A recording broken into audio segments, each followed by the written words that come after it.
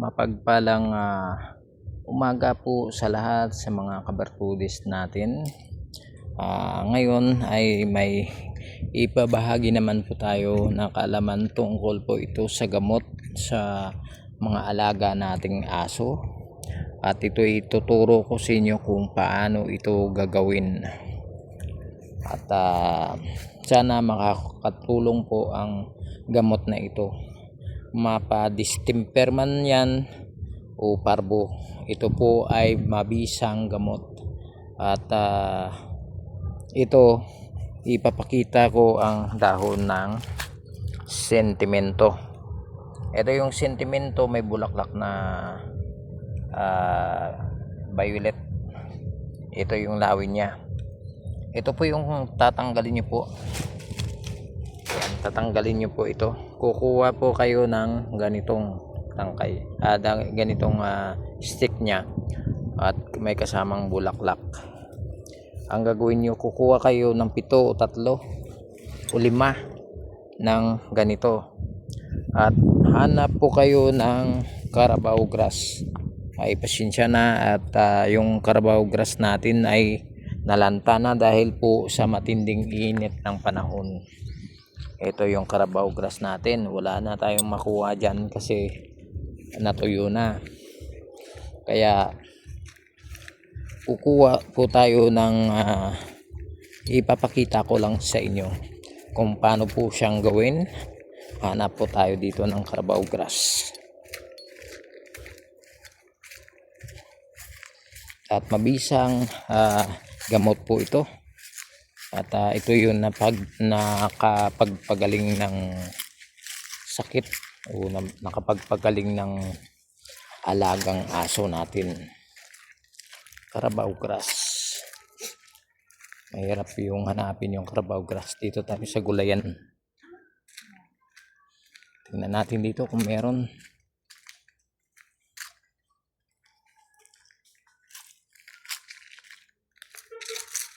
At hanap din kayo mga kabartudis ng tawa-tawa. Ang tawa-tawa yan ay ginagamot din yan sa dinggi. Kung ito may tawa-tawa. Ito po yung tawa-tawa. Kuha tayo dito. Ayan. Ayan. Dali lang. Ito po yung igamot natin. Hoy, dali lang. Ay, sabada. Ito po yung gamitin natin. Ihalo natin to. Ayan o. Ugasan natin. Ito yung tawa-tawa. Ihalo natin to sa gamot natin. Tapos hanap tayo ng Carabao grass.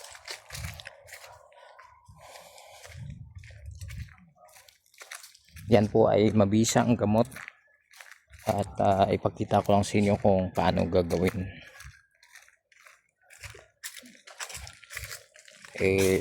Kulang lang yung Carabao grass. At Carabao grass at deer tongue.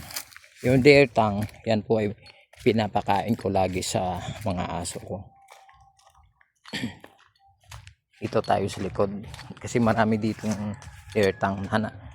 Hanapin lang natin yung pinaka preska.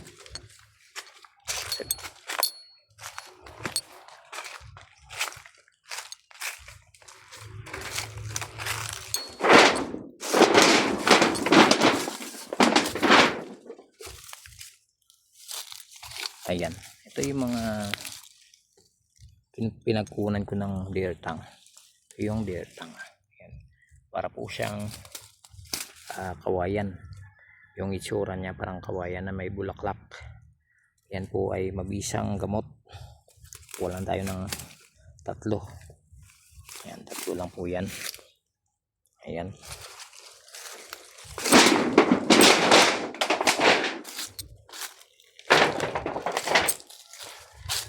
Ayan po mga kabartudis, ipakita ko sa inyo kung paano gawin. Natin, ibabad sa mainit na tubig.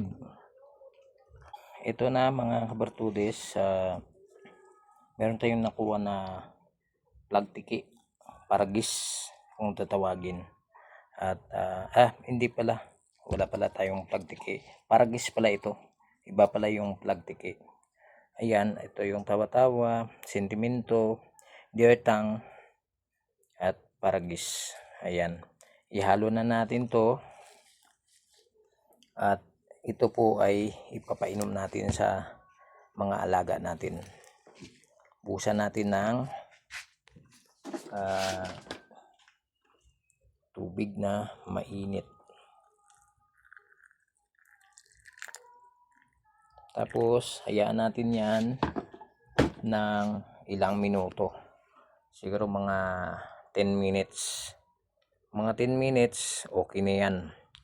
At haluan din natin, pwedeng haluan ng honey.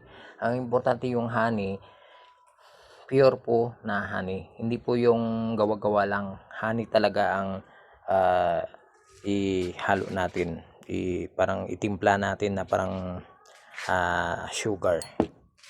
Ayan po mga kabertodes. Yan po ay makakatulong sa sakit ng distemper o parvo. Yan po, epektibo po yan dahil mga alaga ko nito, si Patche, ito nagka-distemper na to. Ito nagkasakit ng nakaraan. Yan si Sky, nagkasakit po yan. Ngayon nang gumaling. At si Cookie ngayon ay meron po siyang may mga ramdaman sa sakit ng tiyan. Ito naman si Bella. Si Bella naman ay kinulong ko kasi may sakit. Ayan po, may sakit si Bella. Pero gumagaan-gaan na po yung pakiramdam niya dahil po yan naka-take na po siya ng hinalo natin ng mga gumawa ako ulit para pang reserba. Bella, yan yung Bella ko na makulit. Ngayon ay nagkasakit ay biglang bumait. Ngayon, ito yung si Thunder na makulit din. At si Patsi, si Cookie, at si Pokay, okay na. Si Baba. At si Sushi. Ayan o. Yan po. Yan po yung niya, nanay si Sushi at saka yung anak niya si Sky. Yan. Unti-unti na po sila yan na gumagaling. Ito si Bella gumaling na. Pero applyan ko ulit yan para lalo po siyang lumakas. Ayan lang mga kabertudes, sana makakatulong sa mga alaga niyong aso ang mga gamot na ito na ito po ay talagang makakatulong sa inyo. Kung wala kayong dirtang, meron kayong paragis, meron kayong sentimento, meron kayong tawa-tawa, kahit tatlo lang, yan po, epektibo po yan makagamot ng sakit ng alaga nyo. At lagyan nyo po ng panghalo na honeybee. Yan po, maraming salamat. God bless sa inyong lahat.